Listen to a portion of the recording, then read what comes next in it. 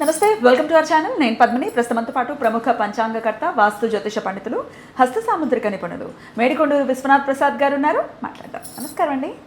ఓం మాతాపితృ గురుభ్యో నమః. నమస్కారం సార్.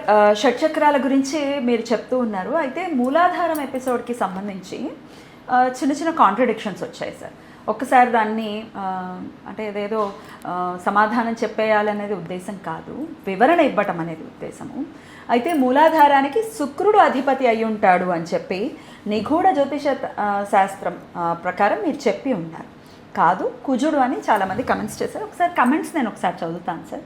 ఆ తర్వాత మీరు కూడా మీ పంచాంగాల్లో ఎప్పుడూ ఖచ్చితంగా షట్చక్రాలకి సంబంధించి ఇచ్చి ఉన్నారు. 1997 నుంచి పంచాంగాలు రాస్తున్నారు. ఇది 2013కి సంబంధించిన పంచాంగము. ఇందులోనే ఇక్కడ క్లియర్గా వేసింది. సో ఇందులో క్లియర్గా మెన్షన్ చేశారు. ఇంకా అసలు వారి గురువులు ఏం చెప్పారు అనేది కూడా వివరణాత్మకంగా మనం తెలుసుకునేటటువంటి ప్రయత్నం చేద్దాం. ఒకసారి కమెంట్స్ చదవమంటారా సార్? చదవండి. మూలాధారానికి అధిపతి శుక్రుడు అని ఈయనే చెప్పారు అని ఒకరు అన్నారు. అలాగే మణిపురానికి అధిపతి రవి కదా, మీరు సహస్రారానికి అధిపతి రవి అని చెప్పారు. సో మొత్తం ఓవరాల్గా వీటన్నిటి గురించి ఒకసారి మనం మాట్లాడుకుందాం సార్. మూలాధారానికి అధిపతి కుజుడు కదా అని ఒకరు అన్నారు. సో ఇదే సార్, చాలామంది కూడా ఏమంటున్నారంటే ఈ కన్ఫ్యూజన్గా ఉంది. ఒకరు శుక్రుడు అంటున్నారు, లేకపోతే సహస్రారానికి రవి అని కాదు అని అంటున్నారు, విశుద్ధానికి కూడా శని కాదు అని, ఇట్లా రకరకాలుగా చెప్తున్నారు సార్. అసలు గురువులు ఏం చెప్తున్నారు? ఒకసారి మీ వివరణ ఏంటి దీనికి?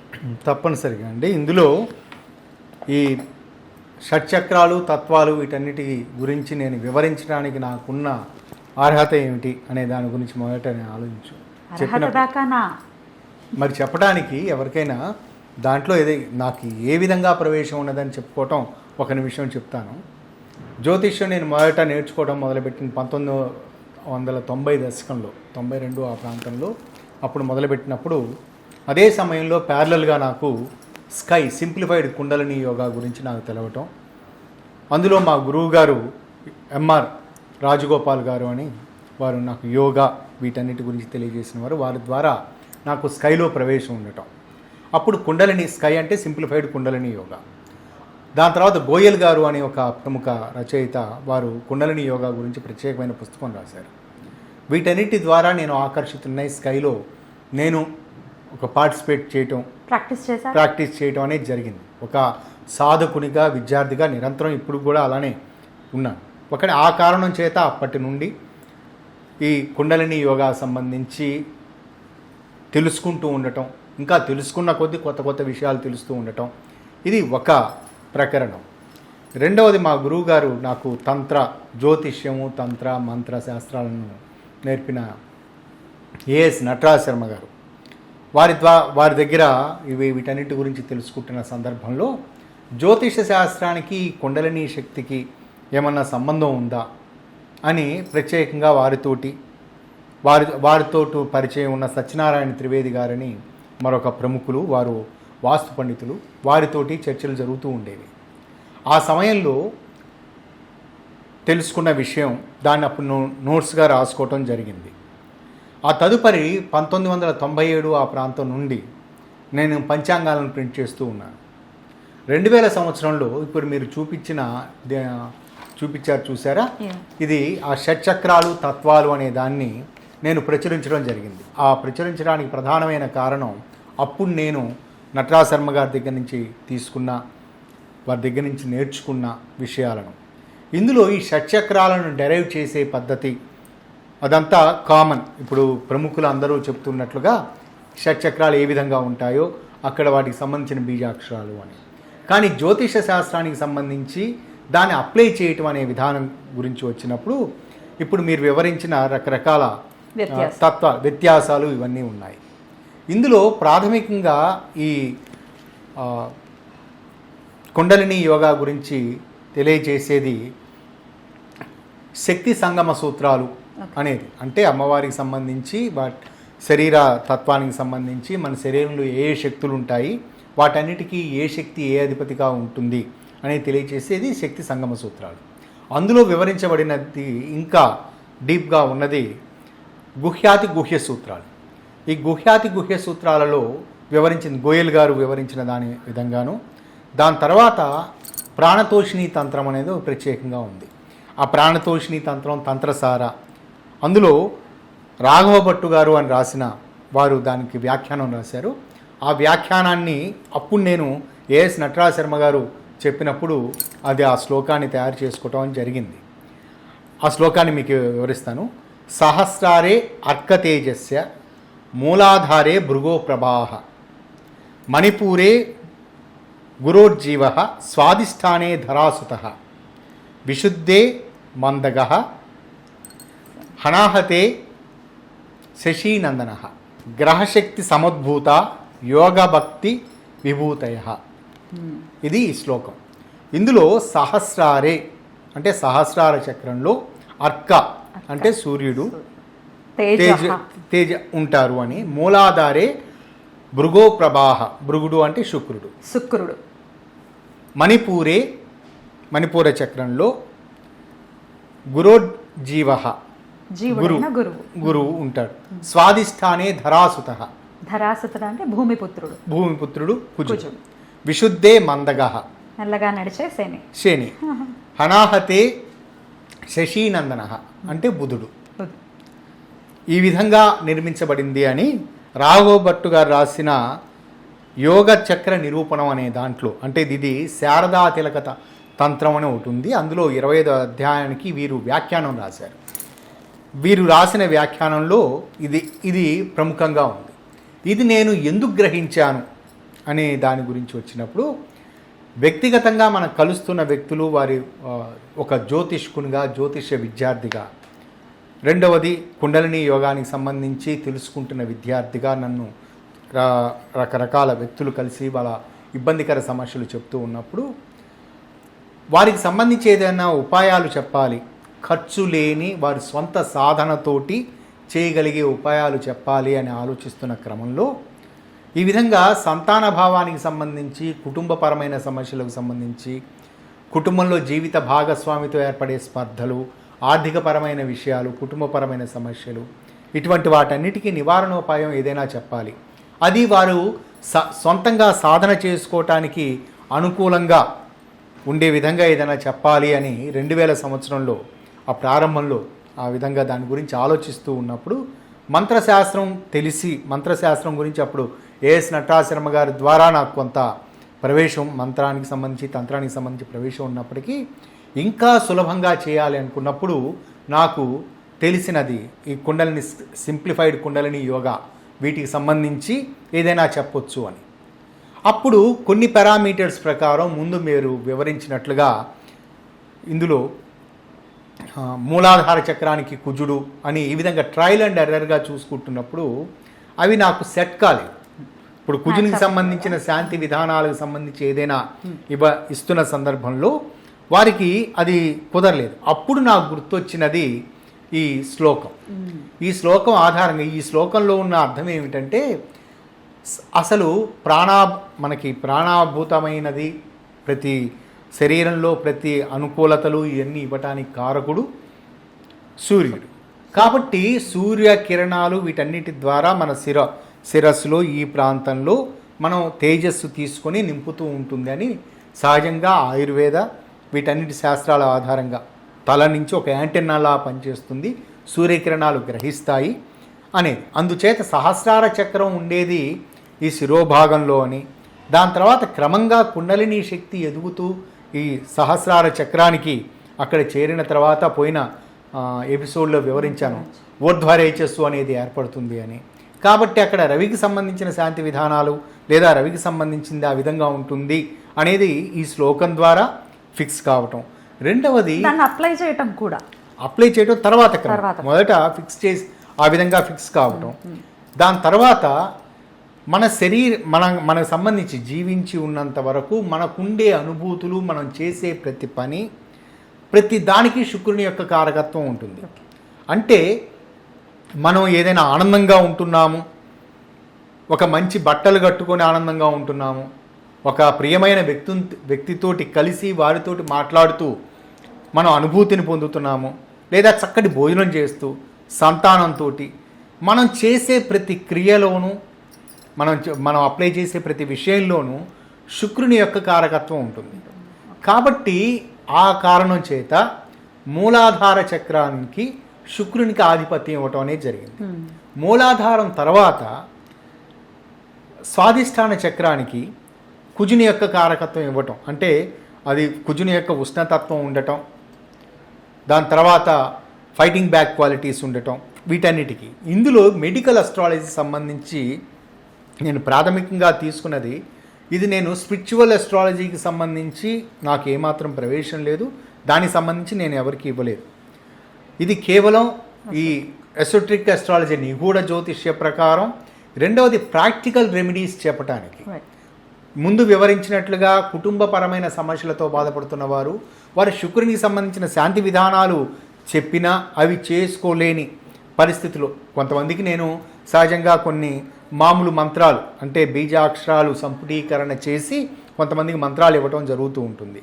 అలా కాకుండా ఇంకా వారికి మంచి కాన్సన్ట్రేషన్ కుదిరే పరిస్థితి, నేను చెప్పినది ప్రతిదీ చేయగలిగే మానసిక స్థితి వాళ్ళకు ఉన్నవారు అయితే, అంటే మీరు ప్రాణాయామం చేయండి, ఈ విధంగా పద్మాసనంలోనో వజ్రాసనంలోనో ఈ ముద్రతోటి కూర్చోండి, రోజు ఇన్ని గంటలప్పుడు ఈ మంత్రాన్ని సింప్లిఫైడ్గా చదవండి అని నేను చెప్పినప్పుడు దాన్ని పాటించే వ్యక్తులు ఎవరైతే తారసపడ్డారో వారికి ఈ విధంగా శుక్రుని సంబంధించిన కారకత్వాలకి వారికి సంబంధించి లమ్ అనే బీజాక్షరాన్ని ఈ విధంగా తలుచుకుంటూ మీరు చేయండి అని చెప్పిన సందర్భాలలో సక్సెస్ కావడం జరిగింది. ఈ విధంగా ప్రతిదీ వివరించటం, ప్రతి తత్వానికి సంబంధించి వివరించటం ట్రయల్ అండ్ ఎర్రర్గా చేశారు. ప్రతి చక్రానికి ఇప్పుడు మీరు చెప్తున్నారు కదా విశుద్ధానికి శనిని, అది కూడా ట్రయల్ అండ్ ఎర్రర్ చేసుకుంటే సక్సెస్ వచ్చింది. అన్ని సక్సెస్ అయ్యాయి. ఇందులో ప్రతిదీ చెప్పటం వలన ఆ విధంగా నేను 2000 సంవత్సరంలో నా పంచాంగంలో దాన్ని ప్రచురించడం జరిగింది. ప్రచురించిన తర్వాత ప్రముఖులను, నా పంచాంగం విస్తృతంగా చాలామందికి వెళ్ళటం జరుగుతూ ఉంటుంది. అలా కాకుండా నేను కొంతమందికి ప్రముఖులను, నేను గురువులుగా భావించేవారు, ఇందులో ప్రవేశం ఉన్నవారికి వారికి నేను పంపించడం జరుగుతుంది. ఈ విధంగా కనీసం అప్పటి నుంచి 2000 సంవత్సరం నుంచి 2017 వరకు ఆ ప్రాంతం వరకు కనీసం 2-3 ప్రముఖులతోటి, అంటే జ్యోతిష్య సాధన చేస్తున్నవారు, ఈ స్కై సింప్లిఫైడ్ కుండలిని యోగాలో ఉన్నవారు, ఇందులో కుండలిని సాధన చేస్తున్న యోగులు, వీరందరితోటి కనీసం రోజుకి 2-3 ఇదే డిస్కషన్ ఉండేది, ఫోన్ ద్వారా కానీ వ్యక్తిగతంగా కానీ. దాంట్లో మా మధ్య విశాలమైన విస్తృతమైన చర్చ జరిగేది. ఆ చర్చలో ఒకవేళ ఆ చర్చలో ఇది కాదు అని ఏదన్నా వచ్చినప్పుడు తర్వాత ఎడిషన్లో నేను మార్చుకునే అవకాశం ఉండేది.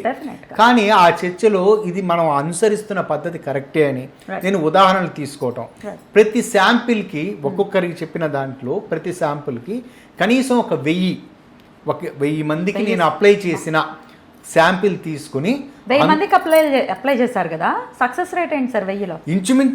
ఇంచుమించు 100%, అంటే 99% to 100%. అందులో ఈ 99% అని చెప్పడానికి, అంటే 1% గ్యాప్ ఇవ్వడానికి కారణం ఏమిటంటే వాళ్ళు చేయలేని పరిస్థితి ఏదన్నా ఉండటం. ఈ కారణం చేత చేసిన వాళ్ళకైతే 100% రిజల్ట్ ఉంది. ఇది వారిని తప్పుదారి పట్టించటము కాదు, మొదటి పాయింట్. రెండవది, ఇందులో ఖర్చుతో కూడుకున్నది కాదు. దానివల్ల చెప్పిన వాడికి నాకు ఏదన్నా లబ్ధి చేకూరటం అటువంటిది ఏది ఉండదు. ఇది కేవలం వారికి మాత్రం మంచి జరగటం. ఈ విధంగా ట్రయల్ అండ్ ఎర్రర్ తోటి 2000 సంవత్సరం నుండి 2017 సంవత్సరం వరకు, దాని తదుపరి నుండి నేను వేరే వ్యాపకం ఉండటం.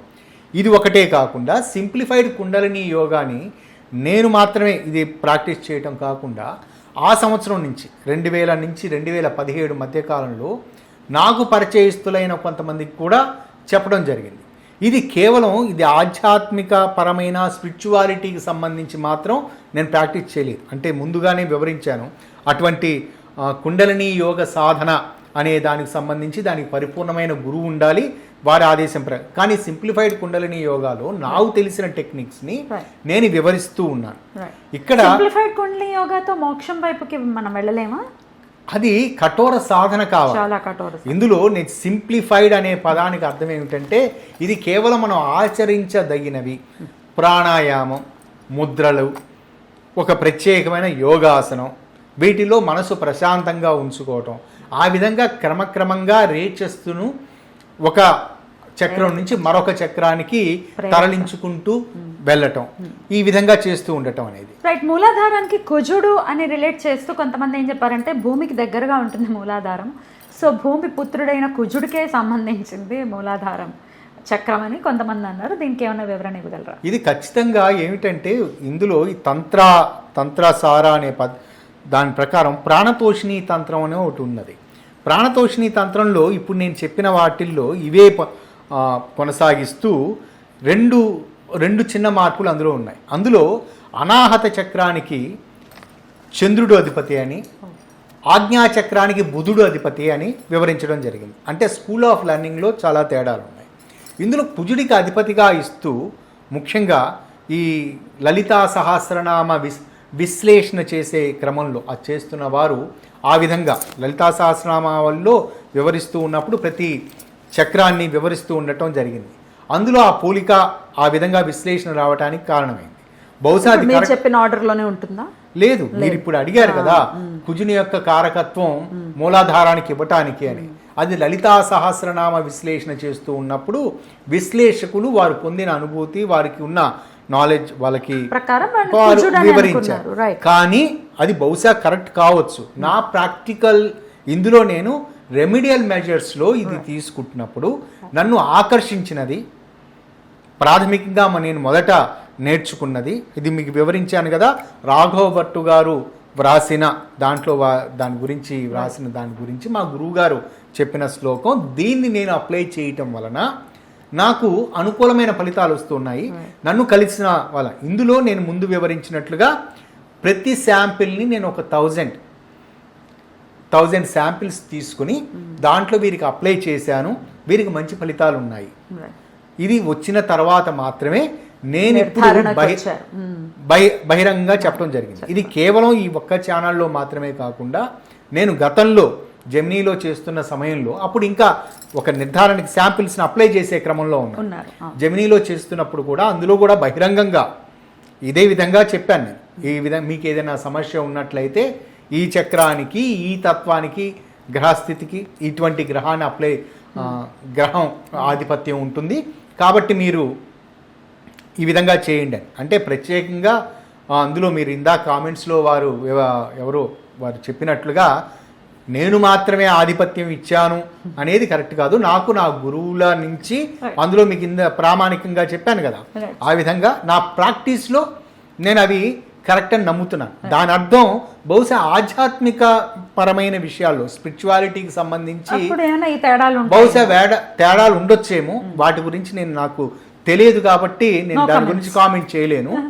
నాకు తెలిసిన విషయం గురించి మాత్రం నేను వివరణ ఇవ్వగలను. బ్యూటిఫుల్గా ఎక్స్ప్లెయిన్ చేశారు సార్. డెఫినెట్గా ఇంత ప్రాక్టీస్ చేసిన తర్వాత, అలాగే మీరు ఇందాక చెప్పినట్టుగా ప్రముఖులతో ఇంత డిస్కస్ చేసుకున్న తర్వాత ఖచ్చితమైన నిర్ధారణకు వచ్చి అలాగే అప్లై చేసిన తర్వాత మాత్రమే మీరు బహిరంగంగా దీని గురించి చెప్పడం జరిగింది.